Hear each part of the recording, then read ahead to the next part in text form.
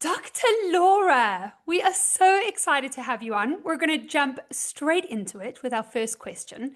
And that is something that I ask most of our experts that come on here. What is one thing that you wish that every mum knew? And particularly in your field when it comes to just their health and their wellness and their hormones, what's one thing you wish every mum knew? That you're not alone, and that as a mom, I've been there, and I get it. It's tough.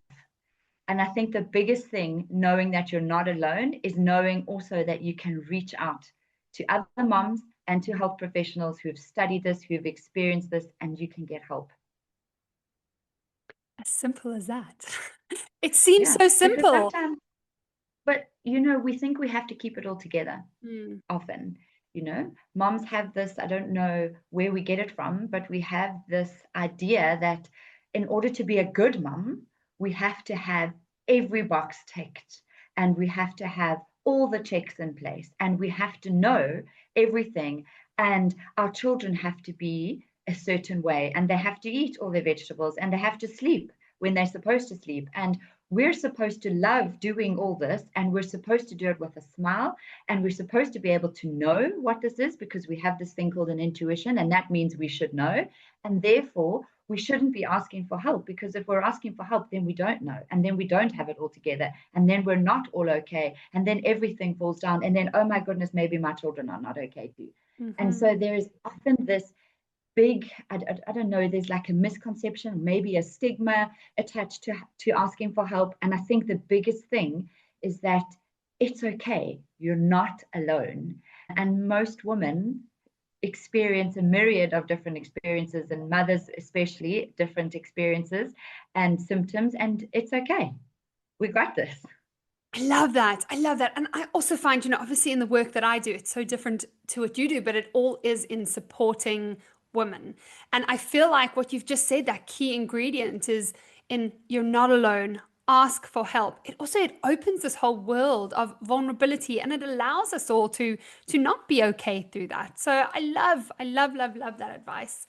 And I want to jump straight into the conversation about our hormonal health. And this is something that comes up on our platforms and our community so often because mums, from the time that they're pregnant to giving birth, breastfeeding, and beyond, and I know we're going to talk a little bit about perimenopause and menopause, there are so many stages where our hormones change. And I feel like, and along the lines of what you've just said, I feel like we go through all these changes and still we're expected to kind of be the same person and hold it all together. What is something that we can all kind of understand a little bit more about hormone and these changes that we go through and how they Okay, affect so us physically and emotionally? that's a big question and a great question. The first thing to know is that change is the one constant, okay? If Mm. that's even possible, right? We will all change. And the next thing to understand is that as women, particularly, our hormonal cycle is a monthly cycle. And so our hormones change within a month. That's our female sex hormones.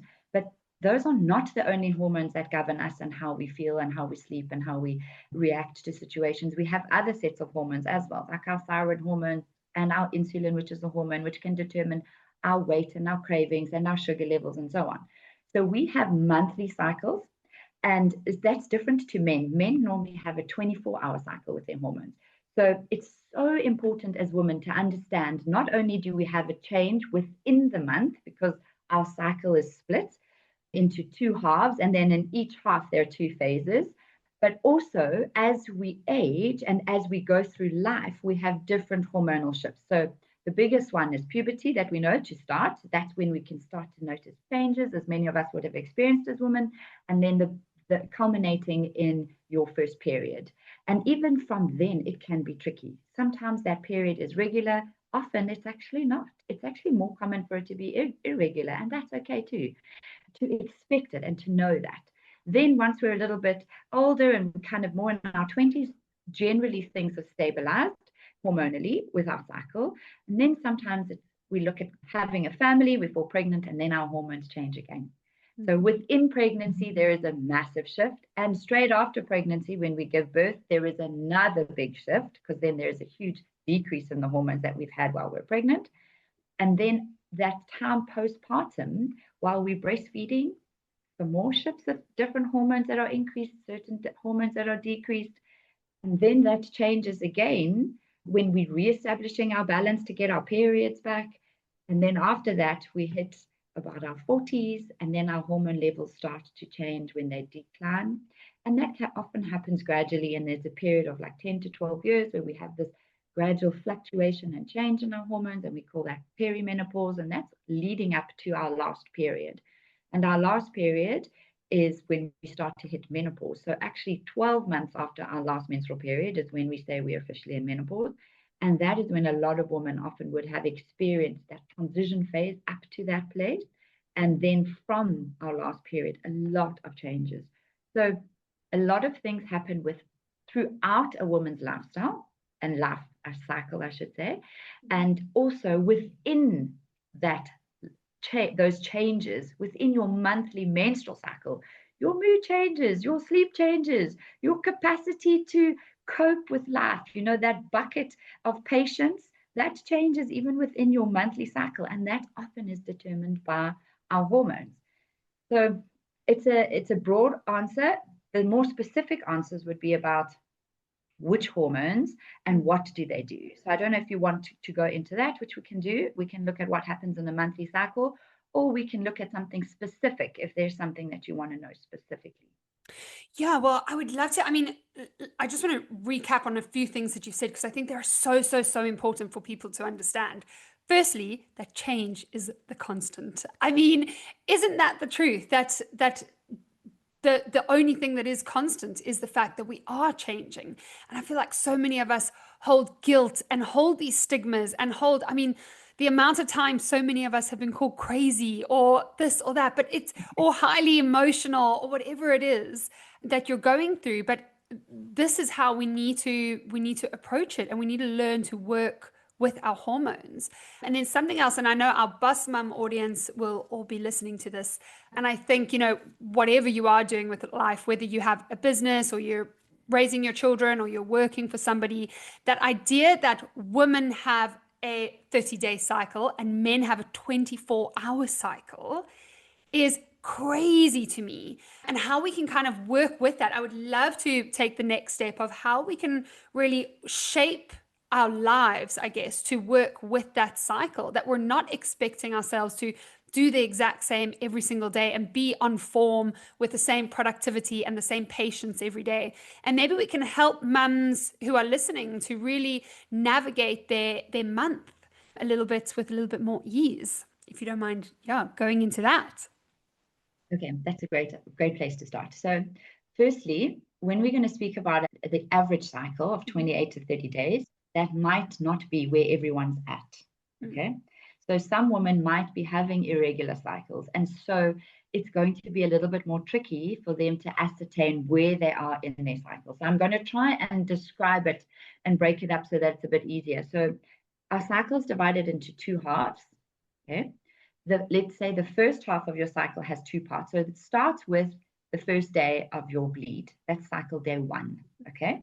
So your menstruation is the first half of your first stage of your cycle. So you menstruate for 5 to 10 days, sometimes more, sometimes less. You were going to ask me something. No, I want to hear.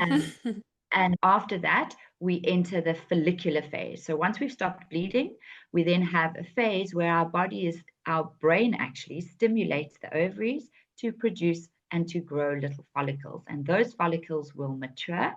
And once they're big enough, they send a signal back to the brain, and the brain then sends another signal in the body to release the mature follicle, and that's ovulation. And that is the beginning of the second half. Okay. So the first half, you've got menstruation and the follicular phase. The second half starts with ovulation, which is when the follicle will then be ovulated out of the ovary and through the fallopian tubes and into the uterus. And that sets off a whole nother cascade of hormones. And then we enter into the luteal phase of our cycle. Okay. So that is predominantly the second half of the cycle. So let's go back and let's look at the hormones in the first half. So in the first half, when we start bleeding, our hormones are declining. Once the follicular phase starts, our estrogen levels are going up because our follicle stimulating hormone is stimulating follicles, and those follicles are producing estrogen. So we often have more estrogen in the first half of our cycle. Okay, that means that we'll find it easier to do certain things, like to metabolize or to use our insulin, for example. So estrogen helps us use insulin better. And so in the first half of the cycle, we could do things, for example, like intermittent fasting a little bit easier. We also find that we could potentially exercise a little bit more vigorously than in the second half of our cycle or in other parts of our cycle. So the exercise is interesting. When we're menstruating, it's not the best time to go crazy with hardcore weightlifting and exercising. That would be more gentle or no exercise, actually. And then in that follicular phase where we've got more estrogen, you can look at exercise, you can push your body a little bit harder. When you ovulate around that time, that's when you've got more testosterone. You'll find also your libido might be a little bit more increased. You could also exercise and do heavier weights around that time. You'll probably find that you can handle certain, meals in terms of having a little bit more carbohydrates in your diet around that time, and it doesn't affect you as much. Once we've ovulated and our testosterone levels are declining, our LH surge has happened, we start with the further estrogen that it increases, so that we look at sustaining a pregnancy if we were to fall pregnant, because remember the cycle is designed at reproduction. Mm-hmm. And what happens once the follicle erupts, we call it the corpus luteum, that produces progesterone. So that's actually what starts our progesterone manufacture. And so in the second half, we have an increase in progesterone in the beginning. And that increases normally till about halfway through the second half of our cycle. So that's for an average 28-day cycle, we're now talking at cycle day 21. Okay. Then if we have a pregnancy, a whole set of other hormonal changes occur.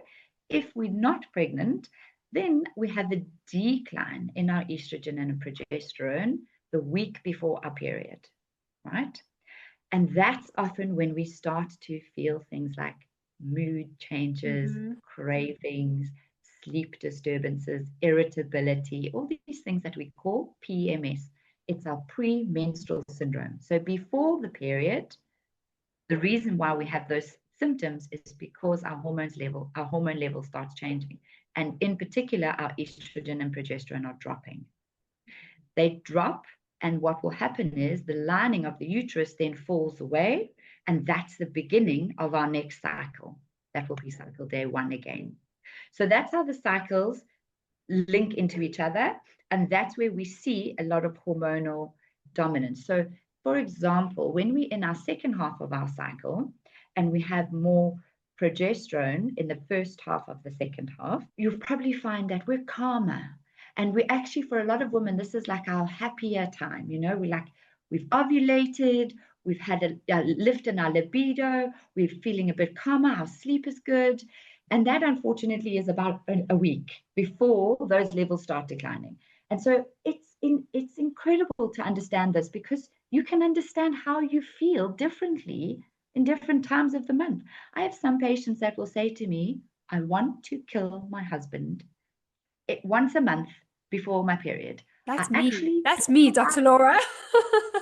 don't know, why did I marry this man? And they come and they're like, something is wrong with me. I'm like, nothing is wrong with you. You just need to understand it's your hormones. And then that phase changes, and you can't understand how a week before that you were loving him and you had all of these feel-good hormones and you were like, oh, he's just the best, So when we understand what our hormones are doing, we have a little bit more patience with ourselves. We have a bit more grace. We have a bit less expectation, and perhaps hopefully we could be less critical of ourselves. When we just understand that these hormones actually can determine the way we feel towards people we love. Yeah. I love that. And I love also what you're saying. And as you're talking, I'm thinking, so I have a friend and I'm exactly like that. A week before my period, I really hate my husband. And my friend is always like, don't make any decisions the week before your period. It's just like a rule. And then you're right. And then like you get your period in a few days and you're like, oh, actually, like all those loving feelings come back. So I love how you've kind of normalized the hormones and the, I want to say like irrationality sometimes of feelings or whatever comes with that. My question is, and I think you've done so well in highlighting some of the symptoms. My question is, how do we know when these symptoms are bigger than just our natural cycle? How do we know when there is a problem to get involved? And then I guess the second question that you can maybe talk through in the same question is, do we take supplements? Is there something that we can do to kind of minimalize the effect of the up and downs of these cycles and these feelings? Because it can feel, as much as we can normalize it, it can be very disruptive to life and to relationships, and to particularly many of our audience have young children. And a lot of us I know are doing things and saying things and behaving in ways that afterwards they do bring about guilt. So is there any way that's, what can we be doing? I guess the whole big question is, what can we be doing, and how do we know when it is not just the normal cycle, but it is something extra or something wrong? I think you're right. I think a lot of women feel like this. So the first thing I would say is it's so good to educate yourself, number one. Number two, we need a community as women. We need to speak about these things. So even just your podcast is such an important step, because the more we educate, the more we understand, the better we'll know ourselves. And that comes to the point that I want to make, is that often we can compare ourselves to others, and that's not always such a good idea, because we're all so different. So sometimes it's about comparing yourself to yourself. Okay. So you will know when things change for you, whether it's something physical that's changing, like your cycle length, or the heaviness of your bleed, or the quality of your bleed, what the actual blood is looking like, and if it's changed. When it comes to emotions, it's a little bit more difficult to ascertain that.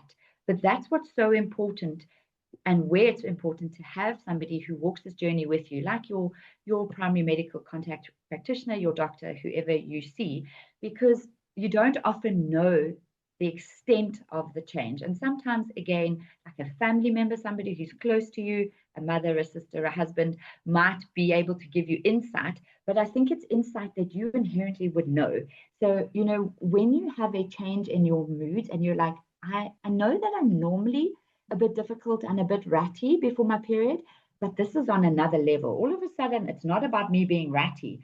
I'm like, I'm not coping. And I'm not ratty for a few days. I'm ratty for way too long.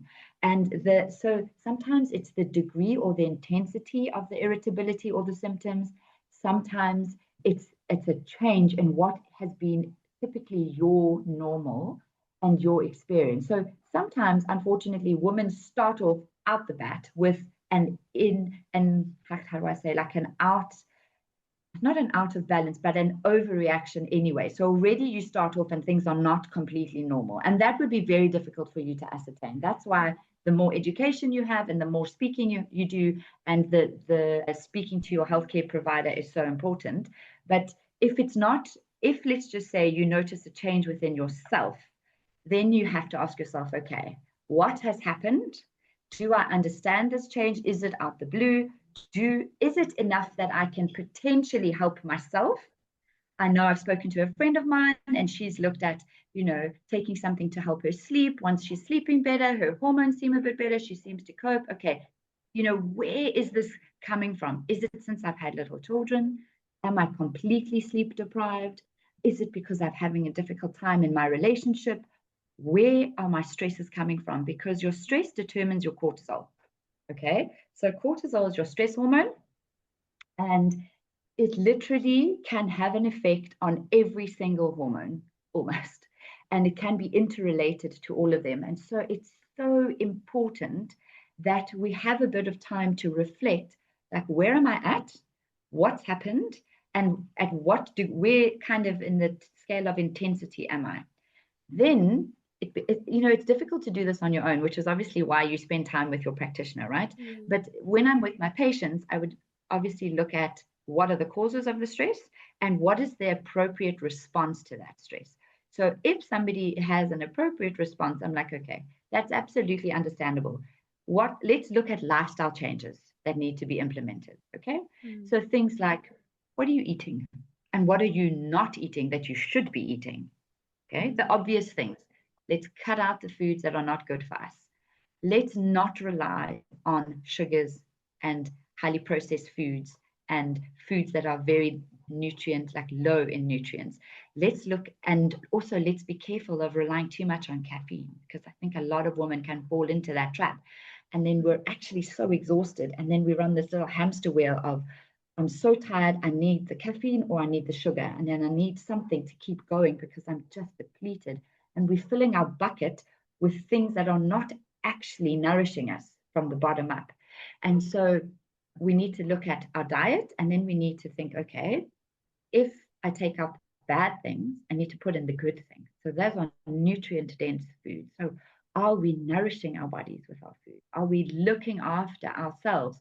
For a lot of women, this is really hard because we come last on the list. Mm-hmm. Mothers in particular, we'll feed our children what they need to eat, and we'll make sure they have a balanced diet, and we'll make sure that they get the best of everything. But when it comes to ourselves, how do we eat lunch? I'm going to say most often it's on the go. It's something quick and easy. We haven't really thought about too much what we're going to feed ourselves, but we've planned everybody else's day, right? And I say to my patients, and listen, this isn't just about food, this is about everything. It's like women are the center pole of a tent. Okay, if you imagine I always have this image of like a circus tent. Mm-hmm. And if we are the center pole, and there's this big tent, and from that tent, underneath that tent are the children, the husband, potentially other extended family members, maybe people that work for you or work with you, your colleagues or your siblings, your friends. And so we look after so many. But if that center pole is us, and that center pole isn't strengthened and it isn't looked after, and it crushes under the weight of all the responsibilities that we have, that we call this tent, then it's all fall down, right? And so when I say to my patients, you really need to prioritize yourself. And it's not about being guilty.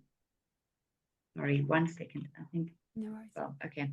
It's not about being guilty. It's about prioritizing yourself, knowing that you have such an important role for yourself and your families to play, and that you have to look after you in order for everybody else to be looked after, right? You need to be the best version of yourself, or as close to it as possible, so that you're not depleted and that you can do and care and and manage as many things as you probably do in a day. So once we have that understanding, we need to eat well. Okay. We also need to look at exercise. Oh, it's so important, right? Exercising, you don't have to do necessarily every single day, but if you can incorporate it into your day, even if it's not anything crazy, even if it's 20 or 30 minutes a day, follow something on a YouTube channel. Go for a little walk, push baby in a pram. When you are, busy with the kids and they need to exercise, incorporate your own exercise with them. If it's that there's not enough time, if you can prioritize yourself and you're a bit older and your kids are a bit older, oh my goodness, absolutely. Let's get those classes and let's change it up. Let's do dancing even as a form of exercise if you don't like running or walking. Let's look at yoga and Pilates, and weight bearing exercises are so important as we start to age, right? We've got to look after our bones. We've got to build healthy muscles. And so exercise is another lifestyle change. Sleep is probably my third lifestyle change that I feel actually should be number one in our list of priorities, because if we sleep enough, we're going to cope. And so I know it's hard, and I know a lot of my patients will come to me and say, oh, I just got everybody to sleep, and now it's my time. I want to watch a series or an episode in my series. I want to just aimlessly scroll and forget about my day, or I want to catch up on what's happening on social media with my friends. And I do understand that.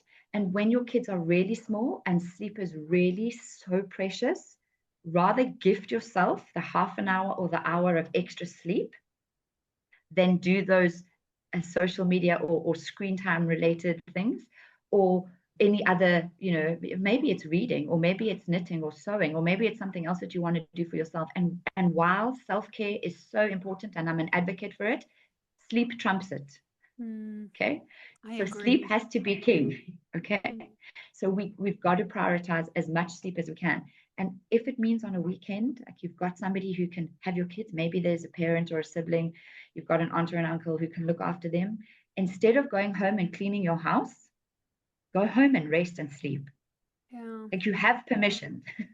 You don't need to feel Thank you, guilty Dr. about it. Laura. Permission granted. Yes, absolutely. Sometimes I write this on a script. I know it sounds silly, but for some women, looking after themselves is something that they feel so guilty about.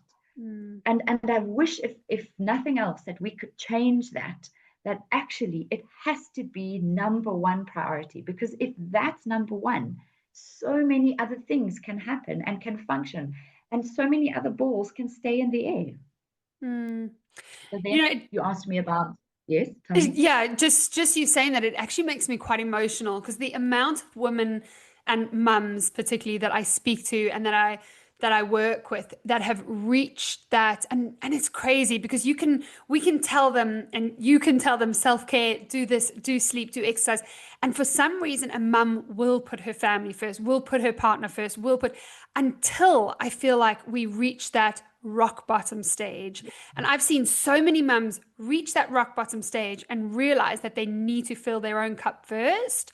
And like you said, we have this mindset that it is selfish. But as soon as mums do that, as soon as they put themselves first, they do their eating, they exercise properly, they are prioritizing their sleep, all these things that you've said, things change. And their children, their partner, their friends, everyone seems to actually get more from them when you do prioritize yourself first. So I hope, if anything else, that people listen to that and before they hit rock bottom, start to prioritize yourself as a mum, because it is so important. And as you mentioned, there are ways to do it alongside your children. If you are exercising, they can see you exercise and they can play around you for a bit. I feel like sometimes we feel like we have to almost like segment time, and then people are saying, oh, there's no time for this, but they can see you do exercise, they can help you cook healthy food. We need to find ways that we look after ourselves within being a mum, rather than being a mum first and then taking the scraps of time. So I think what you've said there is so important. Thank you. Pleasure. And then Dr. Laura, I feel like I could talk to you forever, and I've taken notes here and I just want to go in like every single direction. But I'm going to ask you one more question, which I think is a question that a lot of the mums do talk about in our community, and you've mentioned it a little bit, is this idea of stress and overwhelm, because it is huge for a lot of people. And I think it keeps a lot of mums stuck. We get overwhelmed. We don't know what to do. And it is just the cycle. And I've been through that cycle, exactly what you were talking about. You're overwhelmed, you're tired, you reach for the coffee doesn't work, you reach for the sugar, you're then not sleeping properly, and it's just a terrible cycle. So I'd love for some kind of practical tips on how we can, if we are a mum at the moment who is dealing with overwhelm and stress and possibly the hormone shifts that you were speaking about that come from that. What are some things that we can do today, whether it is supplementation, whether it's food? What are some changes that we can make today to help with overwhelm and stress? Okay, give me 1 second. I'm going to close my door. Perfect.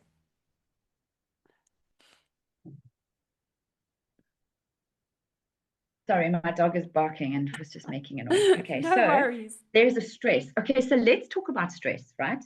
So I'm sitting here, I'm listening to you, and I've got my dog barking in the background because there's probably a delivery waiting for me, but I'm on this call with you. So that person's going to wait. Okay. So what's that doing to me and inside my body? When we're under stress, our bodies produce a stress hormone. We call that cortisol. So cortisol, I like to think of cortisol as the chief hormone. So if we think of a pyramid of hormones, cortisol is at the top. And the reason it's at the top is because it's the stress hormone, but we know it as the fight or flight hormone. So if we think back to when humans we were hunter gatherers, we lived in caves, we would have stressors like a predator around, and that would cause us stress, and we would either run from the predator or we would fight. Okay. So we have this response to a stress that has been, part of humans and human nature since time immemorial. So now we have a dog barking, or we have a baby crying, or we have a child whining, or we have a work deadline, or we have a problem with a sick family member, or some form of stress, and it sits here. Okay. It's not that the predator runs away and finds somebody else to hunt, right? Unfortunately for us, these stresses are every day, all day sometimes. You go from work stress to family stress, then to potential relationship stress, all in the space of one 24-hour cycle.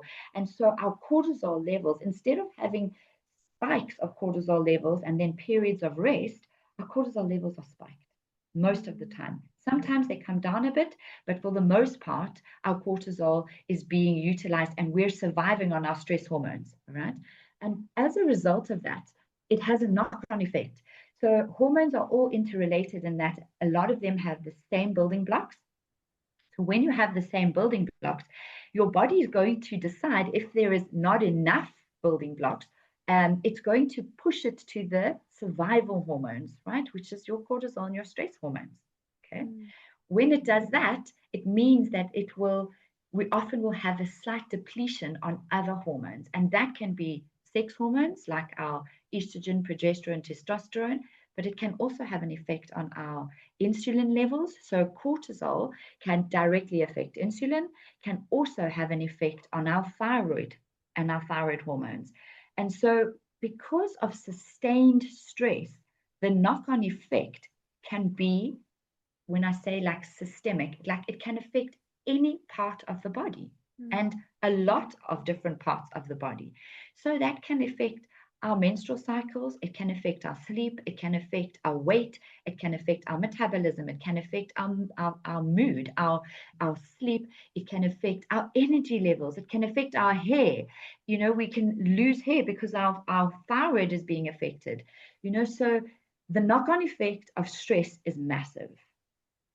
And I know, even if I look at, and I treat men that have, very high powered jobs, and I say this similar thing to them, that if we don't look after your response to stress and what's happening in your body, then this story continues and there is no support and there's no nourishment, and we don't get out of the cycle. We end up further and further along the road till we get to that point that you mentioned, where we're actually now at a point where we're so tired and we're so depleted and we're so irritable and we're so exhausted and we're the worst version of ourselves. That's when we do something. And actually, we're probably at that stage needing medical help. Like you need to get to a practitioner who's going to help you. It's not often that you can pull yourself out of that yourself. But before you get to the place where you're totally stressed and you're depleted and you actually potentially need medical assistance, we need to look at things to combat that. So, people speak about these kind of things all the time, like throw around words like meditation and exercise and sleeping well. And if you're listening to this and you're already tired and exhausted and you think, I've got no time, I don't know how to meditate, I don't want to meditate, I hate exercise, I don't want to exercise, I just want something else. Yeah. And for a lot of women, I think they feel that way. It's like they can't put more onto their day. And it's tough because once you do make a few small lifestyle changes that we've spoken about, it can improve. So if we're not talking lifestyle change and we're talking supplements, absolutely. There are things like adaptogenic herbs and adaptogens that can absolutely help you support yourself, and so that you feel like you're not going to snap at your children every time they ask you a simple question, or that if your boss walks in and asks you to do one more thing, you're actually just going to burst into tears. So you can look at adaptogens, you can look at vitamins, you can look at B vitamins, those can help with energy and mood. We can look at vitamin D3 for it's the sunshine hormone because it's known to help with mood as well. We can look at, in terms of our energy wise, we can also look at things like energy supplements, or we can look at energy. We can look at even basic things like electrolytes. Sometimes we're so depleted that we need to look at other areas of support, like coenzymes can also work. So there is lots of things that we could take. I generally look at supporting my patient's immune system as well, sometimes if they're getting sick often from being completely exhausted.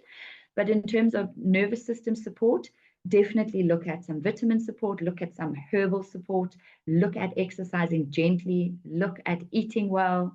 If you do eat well, it also really does help, And I know it's hard to cut out the sugars, but once you do, you get through that initial craving, it really will boost your energy. The other thing that I often look at, and it depends where you are, right? A newborn breastfeeding mom, this can't apply to you, but intermittent fasting for some women really works wonders. Oh, It doesn't work wow. wonders for everyone, Mm. no. Um, for some women, they need to fast at specific times. So even if you start on I would say try aim for a 16-8, but even if you don't and you start on a 14-10, so 14 hours of fasting. So if you have dinner at 6 o'clock and you go to bed, you wake up, let's say at 6 o'clock, that's already 12 hours of Mm. fasting. So if you push it to another 2 hours, you're at 14 hours. If you push it another 2 hours beyond that, you're at 16 hours. And then you break your fast with things that are sensible, Don't break it with sugary things, break it with proteins and good fats. But for some women, fasting can drastically improve their energy and their mood. For other women, that absolutely don't agree with that at all. And that's okay. I don't think there is one fit for everyone. And so looking after your nervous system also can also be about looking after your emotional and your relational health. Mm. And sometimes that's much harder to do. And for those things, I do think that I throw words around the word meditation, and I don't mean it in a sarcastic way. I mean, genuinely, just take the time out, put it on. There's beautiful apps that you can download on your phone. There's something called Insight Timer, which is free. You can download the app, and if you've got 10 minutes and you're waiting for a child from an extramural in the car, instead of scrolling through your phone, put on a 10-minute, whether it's a de-stress or it's an invigorating meditation, put it on and just connect. Slow down a little bit. You said earlier, I think, where we're all trying to do so much. And it's true. I think a lot of women are trying to do too much because we have this idea that we need to. We don't need to. We Mm. need to be present. Mm-hmm. And the other thing that's really important, and that I say to my patients often, and that I've had to learn myself, is that having a good marriage, and if you're married, and prioritizing that is also important for yourself and important for your family and important for everybody's mental health and well-being. And that comes into effect. And sometimes we need to work through things, and sometimes therapies are really important to do that, and it's okay. I think it's so important that we don't see it as a failure, that we see it as a support. And nowadays, not everybody likes conventional talk therapy. There's so many other forms of therapies. There's coaches, there's hopefully your medical practitioner who you can speak to, but there's so many other ways that we can speak, that we can get advice, that we can hear ourselves. And then often we undo a whole lot of the story that's going on and that chatter in the background, Mm. which is causing a lot of stress on its own. And just having that support can be a huge shift in how we feel and how our nervous systems are. I don't know if I've answered that as what you were looking for, or if there's a way that you want me to go into anything deeper, but you're welcome to No, ask. you've answered it so beautifully. And I actually we're going to leave it there for today, but I do want to end just with my own little story of this because so much of what you've said really, really resonates with me. And I'm just like, yes, yes, yes. And I've shared a lot about my story online. People say that I'm too vulnerable, but I do really think that we live in a world where, you look on social media and everyone seems like they're perfect. So I try really be honest about it. And this year for me, as a lot of people will know already, has been a really stressful year. There's been so many wins, and the Parent Hub and the Bus Mums and the business is doing amazingly. With that has come just a lot of stress and overwhelm and everything that we're talking about. And a couple of months ago, it did get to a point. I feel like I was almost on like the edge of I was just like overwhelmed, and then like it gets a little bit better, and then I push myself again, and eventually a few months ago I was like, I just can't do this, and everything that you're saying really like unraveled. And definitely my relationship was the first to unravel, because it's hard to feel like that, and you're in a home with somebody, and I was irritable and he was irritable. So my relationship, I wasn't the mum that I wanted to be. Just that presence, it was so hard to be present in those moments. And a couple of months ago, I was just like, I just can't do this anymore. I can't have all this pressure. So I went through this journey of trying to calm my nervous system. And something that you said there, and I think that a lot of people are just, they'll give the recommendations of meditation and breath work and exercise and food. I get that. I am a healthy person, but also you do need something. And I went to speak to my doctor, and I was like, and we don't drink a lot, but this is just an example of what I gave. I was like, I need something that feels like this like glass of wine, that just allows everything to switch off a little bit, that helps me to get the motivation to then exercise and do all the things. And the things that he recommended was, as you've said, something that's really important is switching phones off. I think so often as a stress relief, we're on our phones, and we think that it's stress relieving, and we think that it's helping our nervous system, but it's actually just like doing havoc with our brains and our hormones and our dopamine. So that was the first thing that I did, is I put Instagram off. I deleted it off my phone. The second thing, and that's when I got in contact with you and your sisters, is a vitamin. And I've got the boxes here, and my friends and the Boss Moms are now going to roll their eyes because they think that I'm like an ambassador for it, and I'm not. But I don't know if you can see with the light, but the Vita Serene. So I haven't done the sleep one yet, but now that you're speaking about sleep, I'm like, I need to do it. These vitamins, and when you look at the herbs and what you were talking about, all these vitamins that are in here have really helped me. Just, I mean, again, I don't know a better way to say it, but just take that edge off that has then helped me to put other practices in place. I don't know if this is the solution for everything.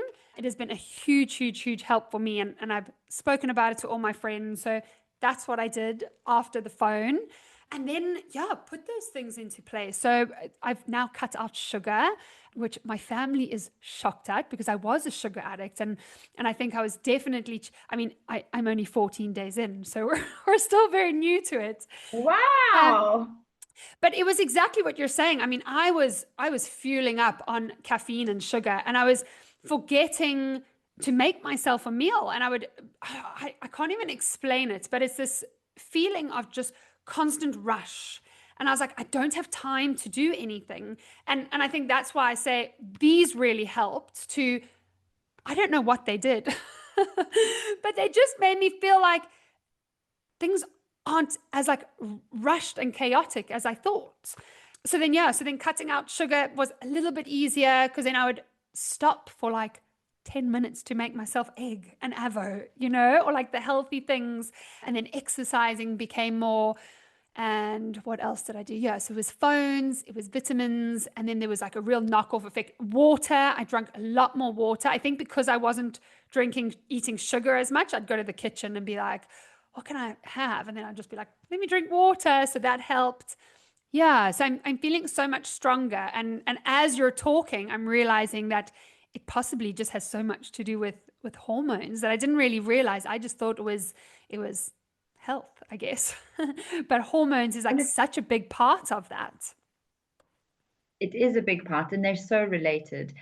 I think also, before I go, I wanted to say one thing which we haven't touched on, and that's when things get really difficult. And if moms are feeling really down, or if they're feeling, very depressed, very suicidal, or a little bit suicidal, or not having any joy, and looking at their babies and they're like not connecting, those kind of things. I think it's just important that when we speak about stress and things, that we have a boundary where we say to women, if that's where you're at, please go and get some help. Yeah. If this is what you needed to hear to get that help, then we've achieved wonders, and that is like worth gold. And I think women all over the world actually need to start to come together in communities like what you're creating, because I think the more, you spoke about being vulnerable and you spoke about sharing your story. And I think that that's so important and so powerful. And I think the more that you do that, and the more that you create the norms that are the real norms, and not the social media, I look so perfect, everything is so wonderful norms, I think the more people will realize that they're actually doing okay and they're doing a good job. And that actually, for me, the best that I can do in a day is knowing that I've tried my best today. And that when I go to sleep tonight, and I go to sleep and I fall asleep because I'm like, I've done all I could to the best that I could with the tools that I could, and I'm okay with that. And I think if we could all just feel a little bit of that, I think we would all feel a lot less pressure. And I think my daughter said it once to me. She's like, Mom, being imperfect is actually perfect.